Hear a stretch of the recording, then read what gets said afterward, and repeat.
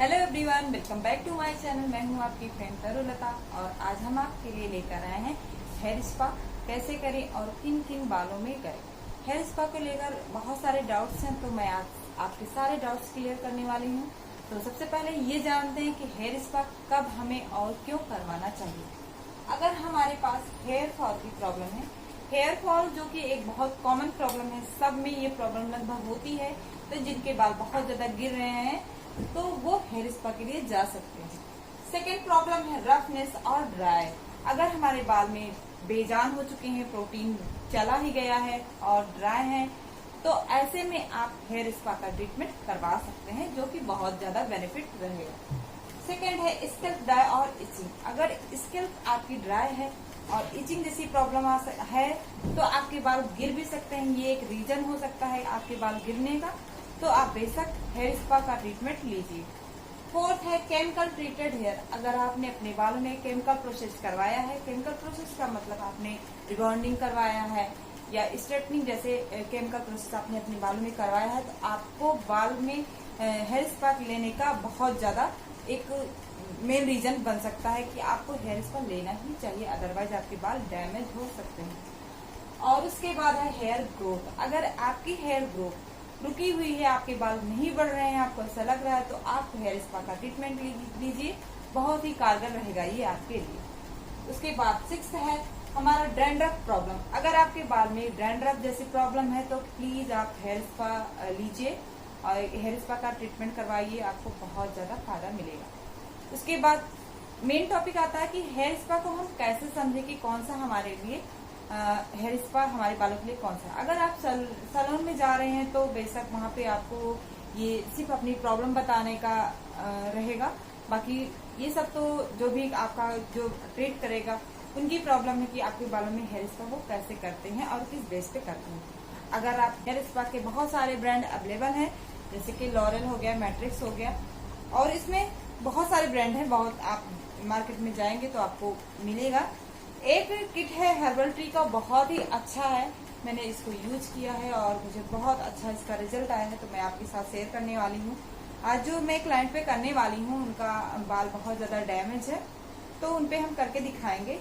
इस पे देखिए डैमेज बालों के लिए ये इस पे मेंशन किया है कि फॉर मैनेजेबल हेयर और कंट्रोल हेयर फॉल। अगर आपके बाल गिर रहे हैं, अनमैनेजेबल है, ड्राई है, तो ये इसका बहुत अच्छा है। इसमें टोटल 6 स्टेप हैं, इसमें आपको बाहर से कुछ भी अरेंज नहीं करना है, इसलिए मुझे ये बहुत अच्छा किट लगता है। तो चलिए स्टार्ट करते हैं हेयर स्पा करना, और बीच में आपको बताऊंगी कि हेयर स्पा कैसे करते हैं और कब करते हैं, कितने दिन पे करना चाहिए। तो चलिए स्टार्ट करते हैं। हमने यहाँ क्लाइंट के बालों को अच्छे से वॉश करा लिया है और हम फर्स्ट स्टेप की तरफ बढ़ते हैं, जो है क्लींजर। क्लींजर को लगाने के लिए एक बाउल चाहिए और एक ब्रश और टेलकॉम। बाउल में हमें उतनी ही क्वांटिटी निकालनी है जितनी हमें नीड होगी, अदरवाइज ज़्यादा बिल्कुल नहीं निकालना है, क्योंकि हम उसमें दोबारा रिपीट से रख नहीं सकते हैं। तो थोड़ी थोड़ी मात्रा में हम निकालेंगे, ताकि हम अच्छे से अप्लाई कर सकें और हमारा वेस्ट भी ना हो। तो उसके बाद देख रहे हैं कि आप कितनी पतली पतली सेक्शनिंग में हम लगा रहे हैं, बिल्कुल बारीक बारीक सेक्शन करेंगे। और जब ये हम लिक्विड लगा रहे हैं तो आप देख रहे होंगे कि फोम जैसा दिख रहा है। जब इसको हम पानी में थोड़ा सा अभी डालेंगे, जब पूरा लग जाएगा ना, तो इसमें थोड़ा सा हमें बालों को गीला करने की ज़रूरत होगी, ताकि अच्छे से फोमिंग हो सके और हमारे बाल में जो भी डस्ट है, जो शैम्पू से नहीं निकल पाती, उसको क्लींजर के थ्रू हम निकाल सकें। कि जो मेन रीज़न होता है ना, बालों में जो प्रॉब्लम होती है वो हमारी स्कैल्प से होके ही गुजरती है। जब हमारे स्कैल्प में प्रॉपर क्लीन नहीं हो पाता है, या डैंड्रफ है, या इचिंग जैसी प्रॉब्लम है, तो वो रूट से ही हमारे बाल जब कमज़ोर होते हैं तभी झड़ते हैं। अदरवाइज जब प्रोटीन नहीं मिल पाता है तो वो बाल डैमेज से दिखते हैं। तो हेल्दी रहेगा हमारा स्कैल्प तो बाल हमारे हेल्दी होंगे। तो ज़रूरी है कि यहाँ पे हम अच्छे से क्लींजर का एप्लीकेशन करें और अच्छे से क्लीन करें।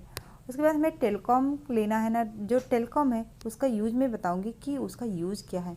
मेन यूज तो हेयर स्पा में मुझे याद दिखा, अगर आपको पता है तो आप कमेंट में जाके हमें बता सकते हैं कि मुझे इसका यूज पहले से पता था। आप देख रहे हैं ना कि हमारे क्लींजर कितने अच्छे सेक्शनिंग से, कितने बारीक बारीक सेक्शन में हम इसको लगा रहे हैं। बिल्कुल भी आपको इसमें जल्दबाजी बिल्कुल नहीं करना है, आपको बहुत अच्छे से क्लीन करना है। आई होप आपको ये समझ में आ रहा होगा। और जो भी हेयर स्पा का स्टेप है आप ध्यान से देखिएगा तो आपको समझ में आएगा कि हेयर स्पा का स्टेप मैंने बहुत अच्छे से बताने की कोशिश की है। थोड़ा जल्दी में, क्योंकि वीडियो मेरा बहुत लॉन्ग हो जाता, थोड़ा जल्दी भी बताया है।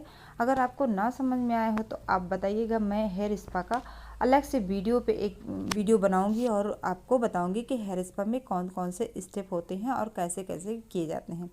सो यहाँ पे हमारा क्लींजर कंप्लीट हो चुका है और अब हम बढ़ेंगे इसकी मसाज की तरफ। अगर आपको लग रहा है कि आपके बाल थोड़े से गीले कम है तो आप स्प्रे बोतल का हेल्प ले सकते हैं। थोड़ा सा गीला कर लेना है, उसके बाद अच्छे से कॉम्बिंग कर लेनी है। फिर यहाँ पे आ गया हमारा मेन यूज टेल कॉम का।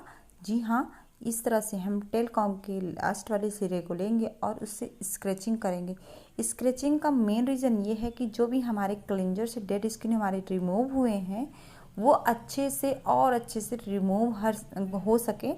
और इससे हमारा ना दो फ़ायदा है, एक तो डेड स्किन हमारा रिमूव होता है, प्लस हमारा दूसरा फ़ायदा ये है कि जो भी हमारा ब्लड सर्कुलेशन प्रॉब्लम है वो अच्छे से मेंटेन हो जाएगी। और बहुत अच्छा रिलैक्स देने वाला स्टेप है ये, तो प्लीज़ इसको मस्ट रखिए आप अपने हेयर स्पा में, ये बहुत ज़्यादा ज़रूरी है। उसके बाद नेक्स्ट स्टेप जो वही होता है प्रेशर पॉइंट का। मैं आपके लिए हेयर स्पा का वीडियो स्टेप वीडियो में बहुत जल्द ही अपलोड करूँगी। आपको उसमें एकदम स्टेप बाय स्टेप बताऊँगी कि कैसे हेयर स्पा का स्टेप हम रख सकते हैं। तो चलिए हम नेक्स्ट स्टेप की तरफ बढ़ते हैं, जो कि बहुत ही इम्पॉर्टेंट है। वो है हेयर टॉनिक। जो हमारा दूसरा स्टेप है हेयर टॉनिक है, उसका हमें एक बाउल में ड्रॉप वाइज लेना है, बहुत ज़्यादा नहीं लेना है, बस ड्रॉप में लेना है ताकि अच्छे से सिर्फ हम स्कैल्प में टॉनिक को दे सकें। टॉनिक स्कैल्प के लिए बहुत ज़्यादा ज़रूरी है। ये हमारे रूट में अच्छे से प्रोटीन प्रोवाइड करेगा और हमारी जड़ों को मजबूत करेगा। तो इसके लिए आपको एक कॉटन लेना है ताकि ये एक्सेस हमारा ना लगे। कॉटन लेना है और डिप करना है और इस तरह से आपको पतले पतले सेक्शनिंग करके रूट में ही लगाना है। आपको टॉनिक का काम अच्छे से हो जाए इसके लिए हमें देना होगा स्टीम। स्टीम के लिए हमने पूरे बालों को इकट्ठा कर लिया है और एक शावर कैप लगा लिया है। शावर कैप हमारी यहाँ पे कॉटन की है जो बहुत सॉफ्ट है, और यहाँ प्लास्टिक बेस में आपको बिल्कुल भी नहीं लेना है क्योंकि स्टीम अंदर जाना है। तो आपको इस तरह से लगा लेना है और 4 से 5 मिनट आपको स्टीम देना है। फिर इस तरह से क्लाइंट को छोड़ देना है कि थोड़ा सा उसका रूम टेम्परेचर में उसके जो है आ जाए, क्योंकि स्टीम दिया है तो थोड़ा हीट हो जाता है। तो रूम टेम्परेचर को आपको लेके आना है। फिर चलेंगे हम नेक्स्ट स्टेप की तरफ। जो हमारा नेक्स्ट स्टेप है वो है मसाज क्रीम। हमने रूट में तो सारा काम कर लिए हैं, क्लीन कर लिए हैं, टॉनिक दे दिए हैं। अब इसके बाद बात है बालों की। तो बालों में हमें, क्योंकि बाल इनके बहुत ज़्यादा डैमेज हैं, तो मसाज क्रीम में हमें थोड़ा सा ऐड करना है कैप्सूल जो हेयर का स्पेशली आता है। आप किसी भी मेडिकल स्टोर पे से ले सकते हैं। विटामिन ए का कैप्सूल या हेयर सीरम आप उसमें डाल लीजिए। जैसे आपकी बाल की क्वांटिटी होगी उसके हिसाब से 2 कैप्सूल 3 कैप्सूल जैसे आपको ज़रूरत लगे। आप इसको स्किप भी कर सकते हैं क्योंकि हम यहाँ मसाज क्रीम दे ही रहे हैं। तो मसाज क्रीम को इस तरह से स्टेप बाय स्टेप सेक्शनिंग कर लेना है और अच्छे से लगा लेना है, क्योंकि इसे हमें रूट में नहीं लगाना है। इसको हमें 1 इंच छोड़ के ही लगाना है। और एक टेलकॉम के हेल्प से जब हम लगाएंगे, ब्रश के हेल्प से हम लगाएंगे, टेलकॉम के हेल्प से हमें इसे अच्छे से एक बार कॉम्बिंग कर देना है ताकि जो हमारे क्रीम है वो एक ही जगह ना लगे, वो अच्छे से पूरे बाल में फैल जाए। उसके बाद हम स्टेप रखेंगे इस मसाज क्रीम को इमल्सिफाई करने का। इस तरह से करना है, हमें पतले पतले सेक्शनिंग लेना है और बालों को अपनी तरफ पुश करना है ताकि जो भी हमारा क्रीम है ना वो ऑब्जर्व हो सके बालों में, प्लस हमारे ब्लड सर्कुलेशन को भी मेंटेन करे। जब ये थोड़ा सा जब खिंचाव पड़ेगा ना तो बहुत अच्छा रिजल्ट आएगा। ये ब्लड सर्कुलेशन को भी बहुत अच्छा जो है रिस्पॉन्स करेगा और रिलैक्सेशन भी देगा हमारे क्लाइंट को। तो मसाज आपको कम से कम आधे घंटे का मसाज देना है। मसाज में बिल्कुल भी आप जल्दबाजी ना करिएगा, अगर क्योंकि आपको लग रहा है जितने कि अच्छा हमारा बाल में मसाज होगा ना कम है तो आप क्रीम पानी उतना का अच्छा हेल्प ले अपना सकते हैं। रिजल्ट दिखा बहुत ज़रूरी पाएगा। है कि पानी के साथ हम मसाज करें और इस तरह से आपको प्रेशर पॉइंट पे पुश करते हुए जाना है, बिल्कुल रिलैक्स करें। देखिए आप देख रहे होंगे कि क्लाइंट कितना रिलैक्स फील कर रहा है। तो मसाज कंप्लीट होने के बाद भी हमें स्टीम देना है, तो इसके लिए आप अच्छे से बालों को इकट्ठा कर लीजिए और एक क्लेचर लगा लीजिए। क्लेचर लगाने के बाद वही शावर कैप आप लगा लीजिए। फिर हम स्टीम देंगे, क्योंकि हमने एक बार यहाँ पे स्टीम दे दिया है तो यहाँ पे हमको ज़्यादा स्टीम नहीं देना है, बस 2 से 3 मिनट ही स्टीम रखेंगे, बहुत ज़्यादा नहीं देना है। आपके पास अगर ओजोन स्टीम नहीं है तो आप टॉवल से भी स्टीम दे सकते हो। अगर टॉवल से स्टीम दे सकते हैं, हाँ दे सकते हैं। उसके बाद फिर इस तरह से हमें रूम टेम्परेचर पे लेके आना है, फिर बालों को वॉश करवा लेना है। हमने यहाँ पे बाल का वॉश जब करवाया था तो वीडियो वहाँ पे नहीं बन पाया, हम नहीं बना पाए, और यहाँ पे हमने बालों को वॉश करा लिया है। प्लेन वाटर से ही करवाना है और टॉवल से अच्छे से पोंछ लेना है। फिर उसके बाद जो है हमें हमारा जो 5वां स्टेप है वो है मास्क का। हेयर मास्क लगाना बहुत ज़्यादा ज़रूरी है। तो हम इस तरह हाथ में लेंगे हेयर मास्क और अच्छे से अप्लाई कर देंगे पूरे बालों में। और मास्क का वर्क होता है कि हमने जो भी एप्लीकेशन किया है, जो भी मसाज दिया उसको लॉक करने का, तो इसको हमें 10 मिनट तक लगा के अच्छे से बालों में रखना है। उसके बाद फिर से हमें प्लेन वाटर से ही बालों को वॉश करा लेना है। यहाँ पे हमने टॉवल ड्राई ही किया है और वॉश कराने के बाद देखिए रिजल्ट कुछ इस तरह से। यहाँ लाइट आपको कम दिख रही होगी। फिर जो है स्टेप हमारा सीरम का, थोड़ा सा हाथ में ड्रॉप लेंगे, बहुत ज़्यादा सीरम का एप्लीकेशन नहीं करना चाहिए, बस 2-4 ड्रॉप ही लेंगे, क्योंकि ऑलरेडी बाल हमारे थोड़े से वेट हैं, तो फिर उसमें आप अच्छे से लगा सकते हो। 2-4 ड्रॉप आप हाथ में लेंगे और इस तरह से एप्लीकेशन कर देंगे और अच्छे से कॉम्बिंग कर देंगे। जब भी आपके क्लाइंट का हेयर स्पा हुआ हो तो बचें कि आपको हेयर ड्राई यहाँ बिल्कुल भी यूज नहीं कर। और यहाँ पे ये हो गया कंप्लीट। अगर आपको समझ में आया हो और पसंद आया तो प्लीज़ लाइक और सब्सक्राइब करना बिल्कुल ना भूलिएगा। So thanks for watching, bye bye, take care.